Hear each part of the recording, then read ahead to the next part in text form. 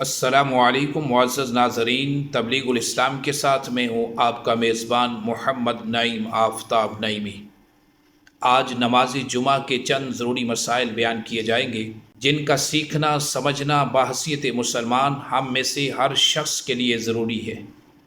اکثر لوگ ان مسائل سے ناواقف ہوتے ہیں، جس کی وجہ سے نماز میں کئی کوتاہیاں کر جاتے ہیں، جس کی وجہ سے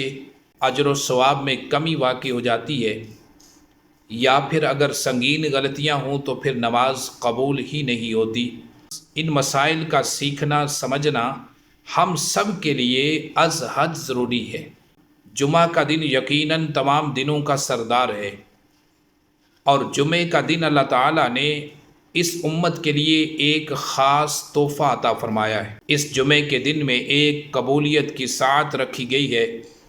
جس میں جو دعا کی جائے اللہ تعالیٰ اس دعا کو قبول فرماتا ہے۔ جمعے کا دن بڑا بابرکت دن ہے۔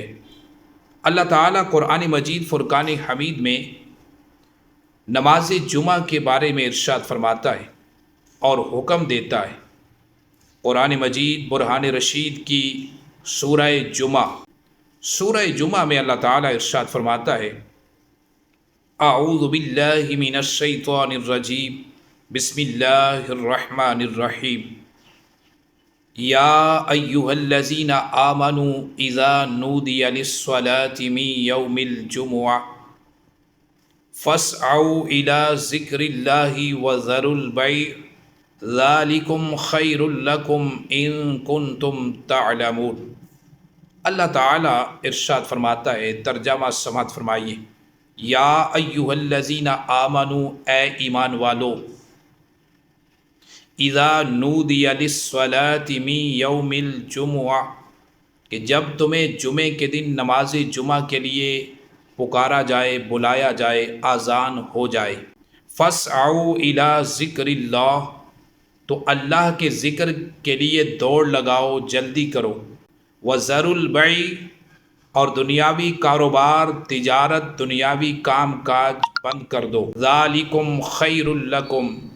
ان کنتم تعلمون،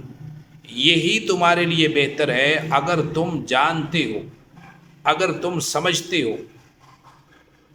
تو تمام کام کاج کاروبار چھوڑ کر پھر نماز جمعہ کے لیے حاضر ہونا ہم میں سے ہر شخص کے لیے باحیثیت مسلمان ضروری ہے، اور یہ اللہ تعالیٰ کا حکم ہے۔ بدقسمتی سے ہمارا حال یہ ہے کہ ہم جمعے کے دن دنیاوی کام کاج میں اس قدر مصروف ہو جاتے ہیں کہ ہم میں سے بعض لوگ تو پھر نماز جمعہ چھوڑ ہی دیتے ہیں، ترک کر دیتے ہیں، جس کے بارے میں حضور علیہ الصلوۃ والسلام نے ارشاد فرمایا، جس نے جان بوجھ کر 3 جمعے ترک کر دیے، اللہ تعالیٰ اس کے دل پر مہر کر دے گا، پھر وہ جو چاہے کرتا پھرے، اللہ تعالیٰ اس کی طرف نظر رحمت نہیں فرمائے گا۔ تو نماز جمعہ بغیر کسی شرعی عذر کے جان بوجھ کر چھوڑ دینا یقیناً بڑا گناہ ہے۔ یا پھر بعض لوگ نماز جمعہ کے لیے حاضر تو ہوں گے، اکثر لوگ ایسے ہیں، مساجد میں دیکھیے یہی حال ہے کہ نماز جمعہ کے لیے حاضر تو ہوں گے، لیکن آخری وقت میں جب جماعت کھڑی ہو جائے گی، کچھ تو دوڑ کر جماعت میں شامل ہوں گے، کچھ کی سنتیں رہ جائیں گی، کچھ کا خطبہ چھوٹ جائے گا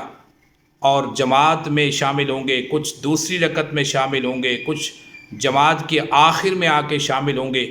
بعض تو ایسے ہیں کہ جو مسجد میں پہنچتے ہیں تو آگے جماعت مکمل ہو چکی ہوتی ہے، اور آپ جانتے ہیں کہ نماز جمعہ کے لیے جماعت کا ہونا شرط ہے۔ کوئی شخص اکیلے نماز جمعہ تو پڑھ نہیں سکتا، گویا کہ ان کی نماز جمعہ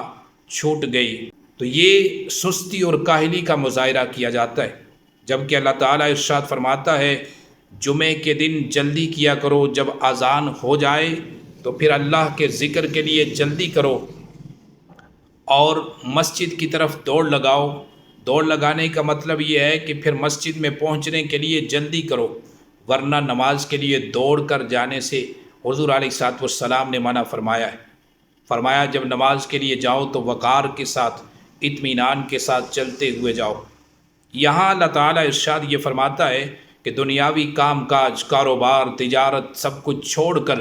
اب اللہ کی عبادت کے لیے، نماز جمعہ کے لیے میرے گھر کی طرف چلو۔ ہم کاروبار جاری رکھتے ہیں کہ شاید ہمارا یہ خیال ہوتا ہے کہ کوئی گاہک نکل نہ جائے، ہم نماز جمعہ کے لیے مسجد میں جائیں اور پیچھے کوئی گاہک آ جائے اور وہ چھوٹ جائے اور ہمارے رزق میں کمی ہو جائے۔ حالانکہ اللہ تعالیٰ کا حکم تھا، اور اگر ہم اللہ کے حکم پہ عمل کرتے تو یقیناً اللہ تعالیٰ ہمارے رزق میں برکتیں عطا فرماتا، کبھی بھی رزق کم نہ ہوتا۔ اگر ایک گاہک، دو گاہک، چار گاہک نماز جمعہ کے لیے آنے کی وجہ سے اگر نکل بھی گئے تو کوئی پرواہ نہیں، اللہ تعالیٰ اپنے کرم سے، اپنے فضل سے اور زیادہ عطا فرما دے گا۔ اس کے خزانوں میں کیا کمی ہے؟ انسان اگر اپنی سوچ اور اپنی نیت کا زاویہ درست رکھے اور اپنی سمت درست رکھے تو یقیناً اللہ تعالیٰ نوازتا ہے، اور وہی رازق ہے، وہی سب کو رزق دینے والا ہے، بندے کا کوئی کمال نہیں۔ تو نماز جمعہ کے لیے جلدی نکلنا اور مسجد میں حاضر ہونا باعث اجر و ثواب ہے۔ حضور علیہ السلام نے ارشاد فرمایا، جمعے کے دن فرشتوں کی ڈیوٹی اللہ تعالیٰ لگاتا ہے، وہ مسجد کے دروازے پہ آ کر کھڑے ہو جاتے ہیں، ان کے ہاتھ میں ایک رجسٹر ہوتا ہے، اور جو نماز جمعہ کے لیے آتا ہے وہ اس کا نام درج کر دیتے، اس کا نام لکھ دیتے۔ اور یہ بھی حضور علیہ السلام نے ارشاد فرمایا، جو سب سے پہلے نماز جمعہ کے لیے مسجد میں پہنچتا ہے اللہ تعالیٰ اس کو اتنا اجر عطا فرماتا ہے، صرف پہلے آنے کی وجہ سے اللہ تعالیٰ اس کو یہ اجر عطا کرتا ہے جیسے ایک اونٹ اللہ کی راہ میں قربان کیا ہو۔ آپ جانتے ہیں کہ اونٹ کی قیمت کیا ہے، اور ہر جمعے اگر اونٹ قربان کرنے کا ثواب مل جائے تو پھر غنیمت ہے، اور کیا چاہیے۔ ہم تو سال کے بعد بھی عید قربان پہ اونٹ خرید کر قربان کرنے کی طاقت نہیں رکھتے، لیکن اللہ تعالیٰ یہ ثواب، یہ اجر ہر جمعے عطا کرتا ہے۔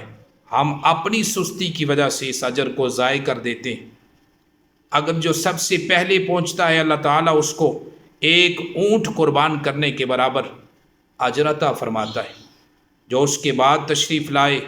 اس کو ایک گائے قربان کرنے کا ثواب اللہ تعالیٰ عطا فرماتا ہے، جو اس کے بعد آئے وہ ایک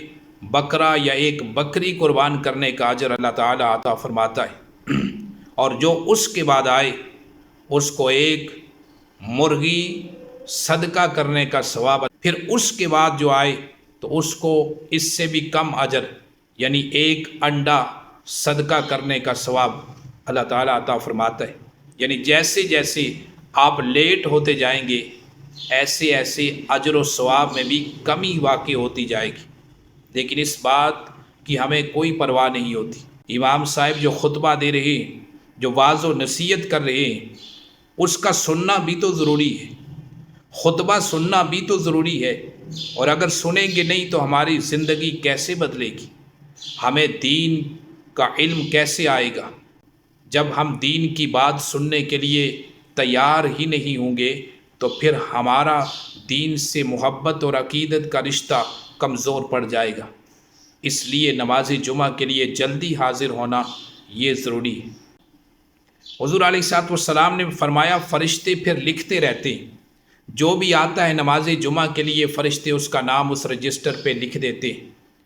حتیٰ کہ امام صاحب جب خطبہ شروع کرتے ہیں تو فرشتے بھی وہ رجسٹر بند کر کے، کلوز کر کے خطبہ سننے میں مصروف ہو جاتے ہیں۔ اس کے بعد جو لوگ آتے ہیں جماعت کے وقت، گویا کہ ان کا نام درج نہیں کیا جاتا۔ اس کا مطلب یہ نہیں کہ ان کی نماز جمعہ ہوتی نہیں، نماز جمعہ تو ہو گئی اگر جماعت کے ساتھ شامل ہو گئے، لیکن وہ پہلے آنے کا جو اجر تھا اس کا رجسٹر بند ہو گیا، اس کا رجسٹر کلوز ہو گیا۔ تو یہ پہلے آنے کا فائدہ ہے۔ جب نماز جمعہ کے لیے تشریف لائیں تو جمعے کے دن غسل کرنا اور پھر اچھا لباس پہننا، صاف ستھرا اور پاکیزہ، اور پھر تیل لگانا، کنگھی کرنا، سرما لگانا، یہ حضور علیہ السلام کی مبارک سنتیں ہیں۔ اور پھر نماز جمعہ کے لیے جب اذان ہو تو پھر مسجد کی طرف جائیں اور آہستہ وقار کے ساتھ چلتے ہوئے جائیں۔ جتنے قدم پڑیں گے اللہ تعالیٰ ہر قدم پہ نیکی عطا فرمائے گا۔ پھر جب مسجد کے دروازے پہ پہنچے تو پہلے دایاں پاؤں مسجد میں داخل کریں اور دعا پڑھیں، اللہم افتح لی ابواب رحمتک،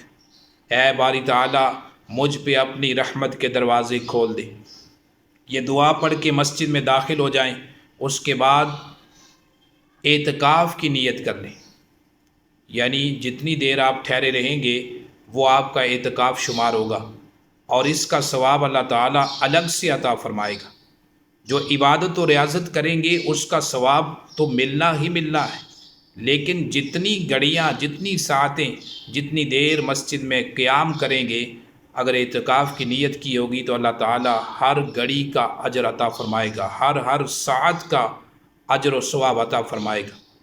اس کے بعد آ کر بیٹھ جائیں مسجد میں، اور اگر امام بیان کر رہا ہے، خطبہ دے رہا ہے، تو پھر خاموشی کے ساتھ خطبہ سننا چاہیے۔ خطبے کے دوران گفتگو کرنا اس سے منع کیا گیا ہے سختی کے ساتھ۔ حضور علیہ السلام نے فرمایا خطبہ سننا واجب ہے، اور خطبہ خاموشی سے سنا جائے، ادب کے ساتھ سماعت کیا جائے۔ اس کے بعد نماز جمعہ کے چند ضروری مسائل سماعت فرمائیے۔ سب سے پہلے یہ بات کہ نماز جمعہ کی کل رکعتیں کتنی ہیں، تو نماز جمعے کے دن کل ٹوٹل 14 رکعت ہیں۔